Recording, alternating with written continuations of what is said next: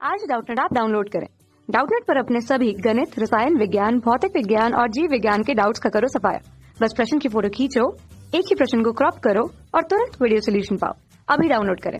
Hello दोस्तों, हमारे सामने प्रश्न दिया गया है कि सिद्ध कीजिए 3 करनी 2 एक अपरिमेय संख्या है। हमें यह सिद्ध करना है। दोस्तों, सबसे पहले यहाँ पे हम मानेंगे माना। हम यहाँ पे कल्पना कर रहे हैं कि 3 करनी 2 एक परिमेय संख्या है। एक परिमेय संख्या है। यहाँ दोस्तों हमने क्या किया, यहाँ हमने एक विरोधोक्त उत्पत्ति लगाई है, अर्थात यहाँ पे हमें सिद्ध करना है कि परिमेय संख्या है, तो हमने इसके विपरीत मान लिया है कि यह 3 गुणित करनी 2 क्या है, परिमेय संख्या है, सामने मान लिया। तो हम देखेंगे कि क्या इसे आगे हल करने पर हमें यह सत्य साबित होता है अथवा नहीं होता। यहाँ पर दोस्तों सबसे पहले हम क्या करेंगे, परिमेय संख्या क्या है इसे हम समझ लेते हैं। तो हम यहाँ लिखेंगे परिमेय संख्या बराबर P बटे Q।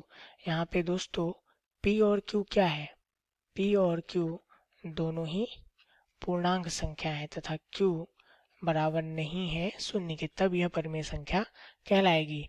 तो इसलिए हम क्या करेंगे, 3 करनी 2 बराबर परिमेय संख्या है। परिमेय संख्या की जगह हम क्या रख लेते हैं, P बटे Q रख लेते हैं। यहाँ पे 3 गुणित करनी 2 है, यदि हम 3 को पक्षांतर करें तो भाग में आ जाएगा, तो P बटे 3 Q हमारे पास आएगा।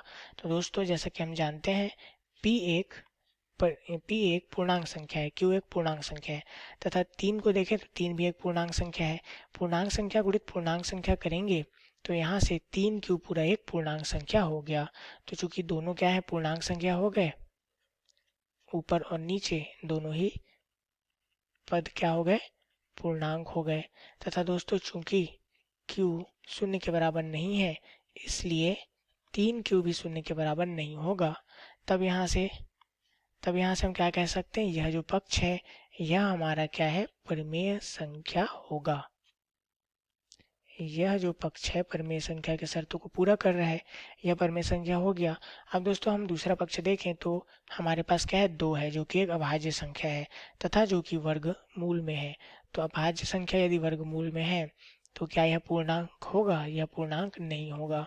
तो हम लिखेंगे इसे पूर्णांक नहीं है।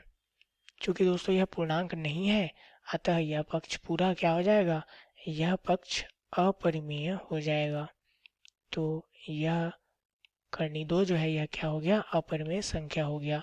अब दोस्तों यहाँ से हम देख सकते हैं, यदि दोनों पक्षों को देखें, तुलना करेंगे तो क्या आया, अपरिमेय संख्या एक पक्ष बराबर हमें दूसरा पक्ष क्या मिला, परिमेय संख्या। दूसरा पक्ष हमें मिल गया परिमेय संख्या। अब दोस्तों क्या परिमेय संख्या अपरिमेय संख्या दोनों बराबर हो सकते हैं, तो ऐसा तो संभव नहीं है। इसलिए हमें यह जो समीकरण मिला वह क्या हो गया, एक विरोधाभास हो गया।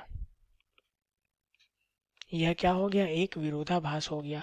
यदि हमने जो कल्पना की थी इसे हम समीकरण 1 कहें तो हम लिख सकते हैं, समीकरण 1 में की गई कल्पना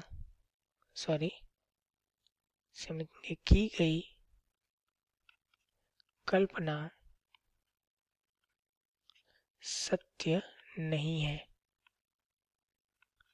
सत्य नहीं है।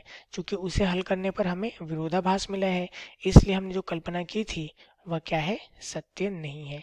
अब यदि वह सत्य नहीं है तब हम क्या लिखेंगे, तब हम लिखेंगे 3 गुणित करनी 2 जो है वह परिमेय संख्या नहीं है।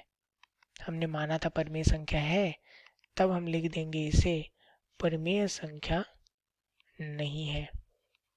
अब चूंकि दोस्तों परिमेय संख्या नहीं है, इसलिए हम यहाँ पे क्या लिख सकते हैं, उसे हम लिख सकते हैं अपरिमेय संख्या है, अपरिमेय संख्या है, ऐसा हम लिख सकते हैं। अब जैसा कि प्रश्न में बोला है तो कि सिद्ध कीजिए कि 3 करनी 2 एक अपरिमेय संख्या है, तो यह तो हमने यहाँ सिद्ध कर दिया। तो हम क्या लिख सकते हैं, हम लिख सकते हैं यह सिद्ध हुआ, यह सिद्ध हो गया। तो हमारा प्रश्न हल हो चुका है। उम्मीद है आप लोग को यह सवाल समझ में आया होगा। धन्यवाद। कक्षा 6वीं से 12वीं से लेकर नीट, IIT, JEE वो एडवांस के लेवल तक 1 करोड़ से ज्यादा छात्रों का भरोसा। आज ही डाउनलोड करें डाउटनेट ऐप या व्हाट्सएप करें अपने सारे डाउट्स 8400 400 400 पर।